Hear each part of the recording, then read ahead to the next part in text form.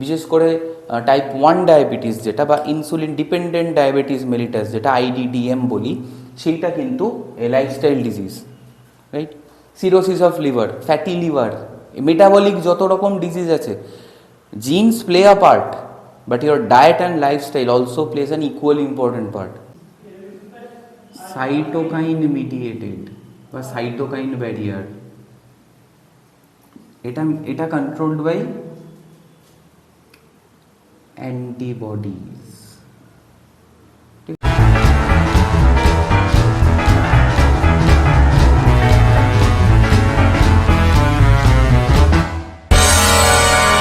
Students, welcome to B2S academy.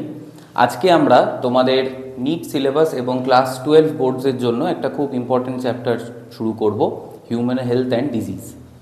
তো health and disease এই দুটো কথা কি আমাদের একটু বুঝতে হবে। হেলথ আর ডিজিজ, সুস্থতা আর অসুস্থতা। হেলথ যদি আমরা বলতে চাই যে হেলথ কাকে বলবো বা ডেফিনেশন অ্যাকচুয়ালি কি, এইটা প্রাচীন গ্রিক ফিলোসফার হিপোক্রেটাস বলেছিলেন যে health is nothing but balance of body and mind. মন আর দেহের মেলবন্ধনকে আমরা কি বলবো? সুস্থতা বলবো। Balance of body and mind.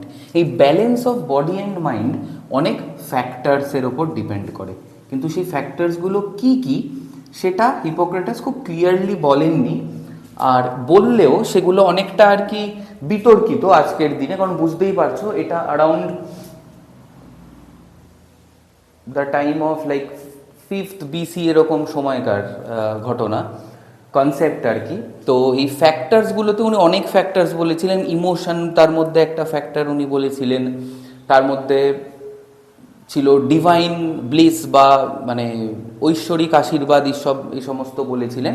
কিন্তু কিছু ইম্পর্টেন্ট ফ্যাক্টরস উনি বলেছিলেন যেটা সায়েন্সে আজও ইম্পর্টেন্ট। কি কি বলেছিলেন? বলেছিলেন যে health is transmitted from one generation to another, মানে কি জেনেটিক। আর কি বলেছিলেন? আর বলেছিলেন যে হেলথ আরও কিছু ফ্যাক্টরসের উপর, লাইফস্টাইলের ওপর ডিপেন্ড করে, how you lead your life এর ওপরে ডিপেন্ড করে। আর কিসের ওপরে ডিপেন্ড করে? কিছু আননোন ফ্যাক্টরস। উনি বলেছিলেন যে ওই মানে অশুভ শক্তি বা ইভিল ফোর্সেস, তো সেসব আমরা নেব না। আমরা হিপোক্রেটাসের থিওরি থেকে 3টে পয়েন্ট নেব। কি কি পয়েন্ট নেব হচ্ছে, তো 3টে জিনিস নেব। কি কি নেব? উনি কি বলেছিলেন? Transmitted from one generation to another বা প্যারেন্ট টু অফস্প্রিং, মানে it is a genetic factors আছে। আর কি? লাইফস্টাইল, এটা খুবই ইম্পর্টেন্ট। তোমরা অনেকেই শুনবে এখন লাইফস্টাইল ডিজিজেস বা লাইফস্টাইল রিলেটেড ইস্যুস।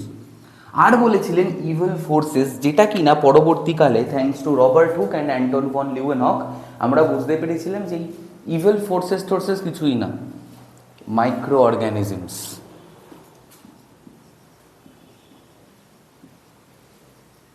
এরাও হেলথ ডিটারমাইন করে। কিভাবে করে দেখো, some people are blessed with good genetics. Good genetics মানে both their parents have certain proteins or enzymes in their body which makes them resistant to a lot of different kind of infections. ঠিক আছে? সেগুলো যদি তাদের offspring পায় তো তার genetic constituent ভালো বলে ধরে নেব। নেক্সট আমরা কি পাচ্ছি? লাইফস্টাইল। তুমি এক্সারসাইজ করবে, ডিসিপ্লিনড থাকবে, ভালো থাকবে, না করলেই অনেক ডিজিজ হবে। আর কি? Micro organisms. এইটা কারুর কন্ট্রোলে নেই, বাট এই মাইক্রো অর্গানিজমসদের জেনারেলি তুমি তোমার ইমিউন সিস্টেম দিয়ে রেজিস্ট করতে পারো।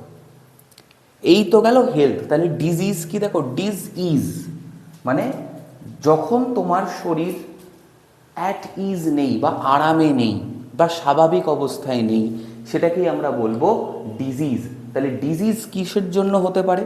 ডিজিজও কিন্তু এই তিনটে ফ্যাক্টরের ওপরে হয়, রাইট?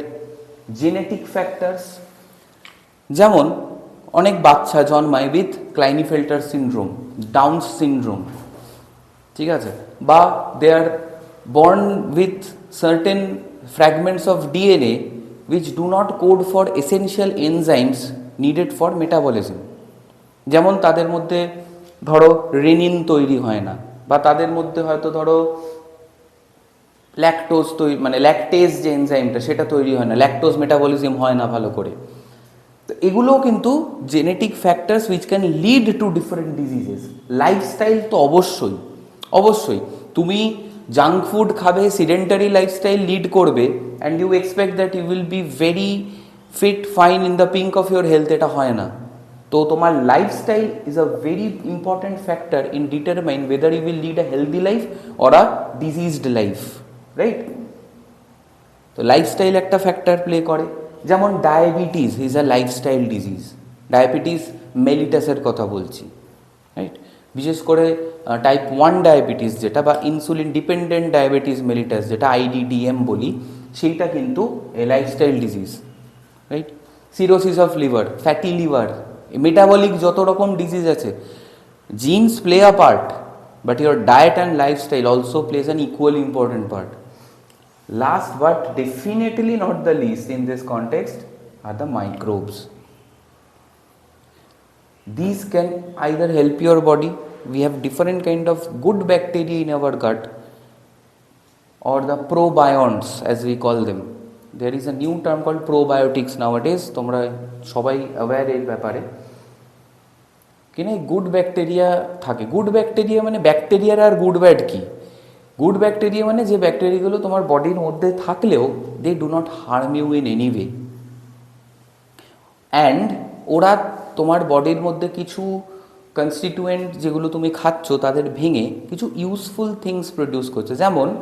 যেমন কিছু ব্যাকটেরিয়া তোমার বডিতে অল্প মাত্রায় B2 বা রাইবোফ্ল্যাভিন তৈরি করে। এই riboflavin is important to maintain the health of your gut epithelium, right?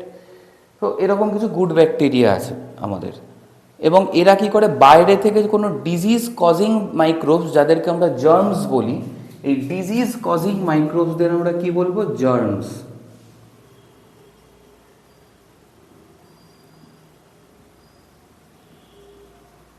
এই জার্মসদের কি করবে? এই গুড ব্যাকটেরিয়ারা কিছুটা ইনহিবিট করবে। কি করে ইনহিবিট করবে?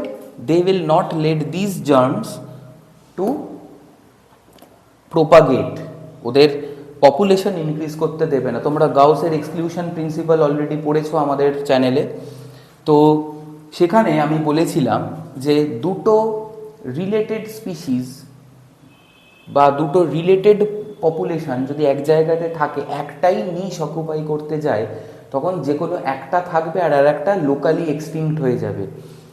তো সেই গাউসের কম্পিটিটিভ এক্সক্লুশনের জন্য এই গুড ব্যাকটেরিয়ারা যেহেতু অনেক আগে থেকে ছিল অ্যান্ড ইন হিউজ নাম্বারস, এবং এই জার্মসরা ইনিশিয়ালি ওদের তুলনায় অনেক লো নাম্বারসে আসছে, তো এই জার্মসদের অনেক ক্ষেত্রেই আমাদের বডির যেটা নর্মাল যেটা গাট ফ্লোরা আছে তারা কিন্তু এদেরকে এলিমিনেট করে দেয়।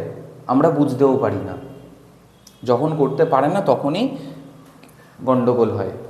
এটাও কিন্তু একটা টাইপ অফ ইমিউনিটি, ঠিক আছে? তো এবার ডিজিজ কত রকমের হয় আমরা একটু দেখব।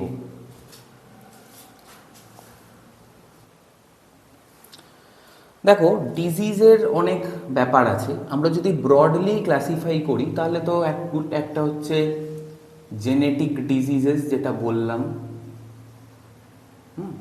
একটা হচ্ছে লাইফস্টাইল ডিজিজেস, আর কিছু ডিজিজ হচ্ছে অ্যাকোয়ার্ড ডিজিজেস। অ্যাকোয়ার্ড ডিজিজটা আবার কি? যে ডিজিজটা আমরা আমাদের through out our life suffer করি, অ্যাকোয়ার করি বাইরে থেকে, দোজ আর অ্যাকোয়ার্ড ডিজিজেস। এবার এই অ্যাকোয়ার্ড ডিজিজের মধ্যে অনেক ভাগ আছে, ঠিক আছে? অনেক ভাগ আছে। এটাকে যদি আমরা ভাগ করি তাহলে আমরা দুটো ভাগ পাবো। একটা হচ্ছে কমিউনিকেবল আর একটা হচ্ছে নন কমিউনিকেবল।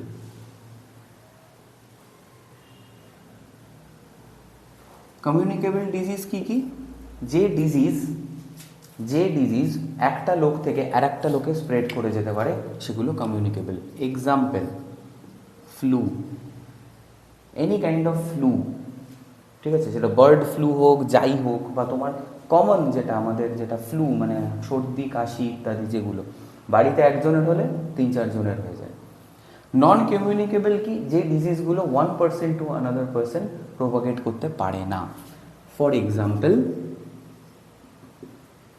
জন্ডিস একজনেরই হবে, এরকম শুনবে না যে ফ্যামিলিতে একজনের জন্ডিস হচ্ছে তার থেকে বাকিদের জন্ডিস হয়ে গেল, হবে না, হয় না। One thing communicable and non কমিউনিকেবলের মধ্যে আমরা যেটা বলতে পারি সেটা হচ্ছে, যদি ধরো একজন ফিমেল, সে প্রেগনেন্ট, তার থেকে তার বডির ভেতর যে এমব্রিও আছে সে ডিজিজটা পেয়ে গেল, সেটাও কিন্তু কমিউনিকেবল হবে। Like AIDS, got it? Cancer কিন্তু non communicable. AIDS and cancer নিয়ে আমরা পরে ডিটেলসে আলোচনা করব। কমিউনিকেবলকে আমরা আরও দুটোভাবে ভাগ করতে পারি based on modes of transmission. একটা হচ্ছে কি ডাইরেক্ট ট্রান্সমিশন, আর একটা হচ্ছে ইনডাইরেক্ট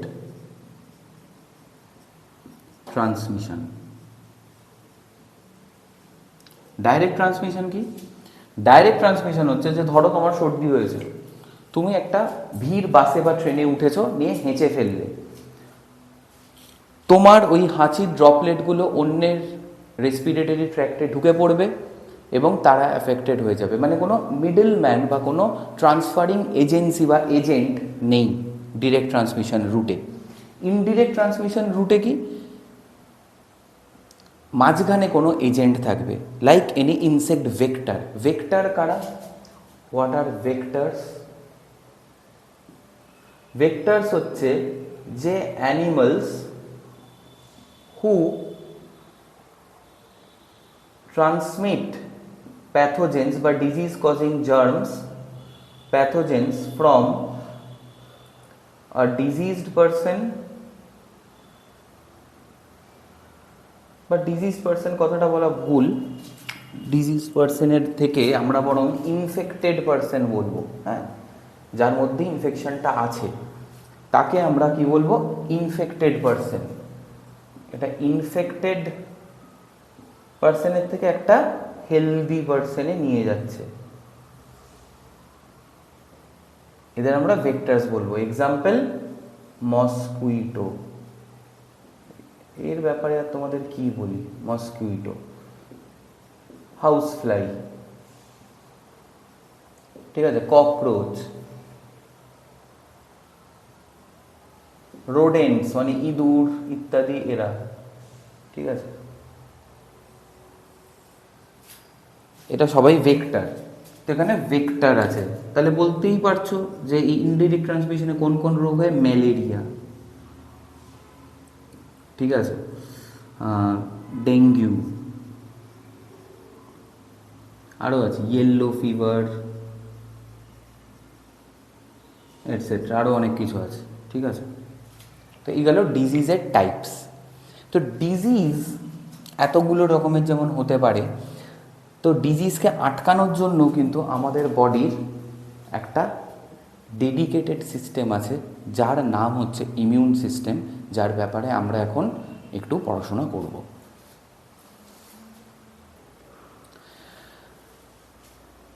তোমরা এই যে সুস্থ আছো, বা আমি এই যে সুস্থ আছি, এবং সুস্থ থাকতে থাকতে যে অসুস্থ হয়ে যাই, আবার যে সুস্থ হয়ে উঠি, আবার অসুস্থ হই, এই যে হেলথ অ্যান্ড ডিজিজের যে একটা সাইকেল চলতেই থাকে from birth up to death, এই জিনিসটা is regulated by a system in our body known as immune system.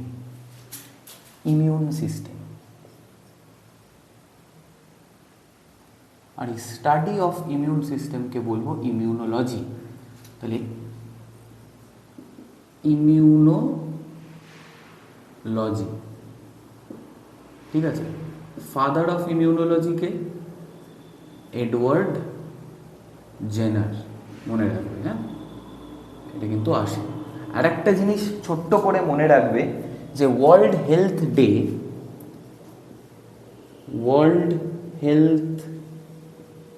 Day কবে সেলিব্রেট করা হয়? 7th April of every year. কে শুরু করেছিল এইসব সেলিব্রেশন? WHO বা ওয়ার্ল্ড হেলথ অর্গানাইজেশন। আচ্ছা, তো ইমিউন সিস্টেমকে আমরা ব্রডলি দুটো ভাগে ভাগ করতে পারি, ঠিক আছে।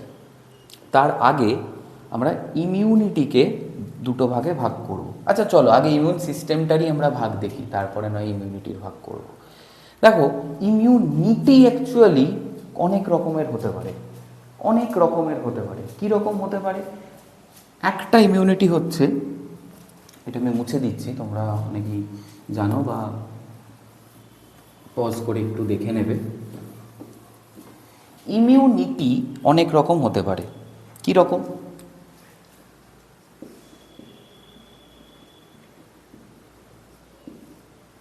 একটা হচ্ছে কি ফিজিক্যাল ব্যারিয়ার্স।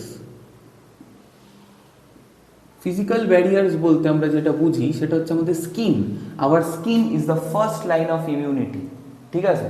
তোমার স্কিনটা যদি না থাকতো তুমি বেঁচে থাকতেই পারতে না। ডাস্ট, মানে আরও মাইক্রোবস হ্যানত্যান প্রত্যেকে ডাইরেক্টলি আমাদের টিস্যুর মধ্যে ঢুকে যেত, ব্লাড স্ট্রিমের মধ্যে ঢুকে গোটা বডিতে ছড়িয়ে পড়তো।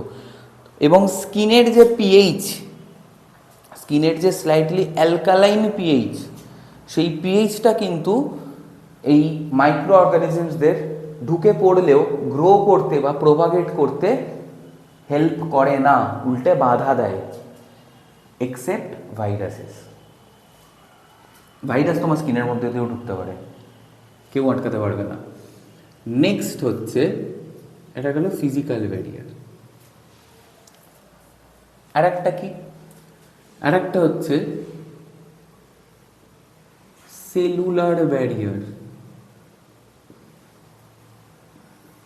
এই সেলুলার ব্যারিয়ারটা কি? আমাদের যে সেলগুলো আছে, বিভিন্ন টাইপের সেল আছে, যেমন কি, যেমন লিউকোসাইটস আছে, এনকে সেলস আছে, ন্যাচারাল কিলার সেলস আছে, ঠিক আছে। এরা কি করে? ফ্যাগোসাইটোসিস করে ডিফারেন্ট মাইক্রোবসদের, ঠিক আছে, এদের গিলে নেয়, এনগালফ করে, ফ্যাগোসাইটোসিস করে নষ্ট করে দেয়। তো এরাও একটা ইমিউনিটি দেয়। আর একটা হচ্ছে কি সাইটোকাইন মিডিয়েটেড বা সাইটোকাইন ব্যারিয়ার। এটা কন্ট্রোলড বাই অ্যান্টিবডিজ, ঠিক আছে। ফর এক্সাম্পল, গামা ইন্টারফেরন বলে একটা সাইটোকাইন আছে, যারা কিনা ভাইরাল রেপ্লিকেশনকে প্রিভেন্ট করে। কি করে? Prevents viral replication.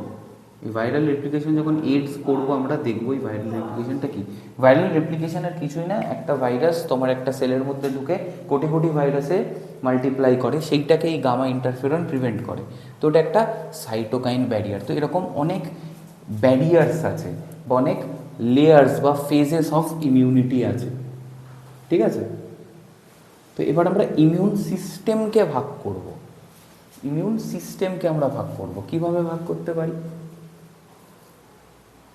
আচ্ছা, আর একটা ব্যারিয়ার আছে ফিজিক্যাল ব্যারিয়ারের সাথে, কিছু আমরা কেমিক্যাল ব্যারিয়ার্সও বলতে, যদিও এটা কোনো টার্ম নয়, আমি জাস্ট বলছি কেমিক্যাল ব্যারিয়ার্সও আছে। যেমন তোমার স্টামাকের HCl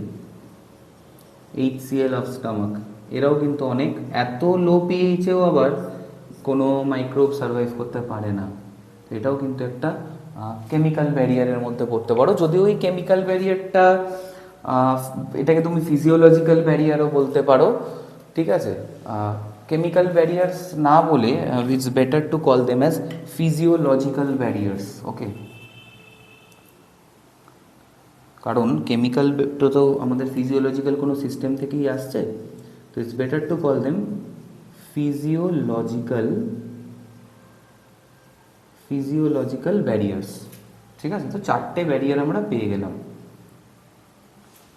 আসলে এইটা আমার এর পরেই লেখা উচিত ছিল, কিন্তু হোয়াট এভার, ঠিক আছে। ফিজিক্যাল ব্যারিয়ার পেলাম, যেমন স্কিন, চলো লিখে দিই, skin is a physical barrier. তারপরেই পাচ্ছি ফিজিওলজিক্যাল ব্যারিয়ার, যেমন H cell of stomach. Cellular barrier, এই সমস্ত যে সেলসগুলো আছে কি করে ডিফারেন্ট মাইক্রোবসকে, ডিফারেন্ট প্যাথোজেন্সকে মেরে ফেলে থ্রু ফ্যাগোসাইটোসিস।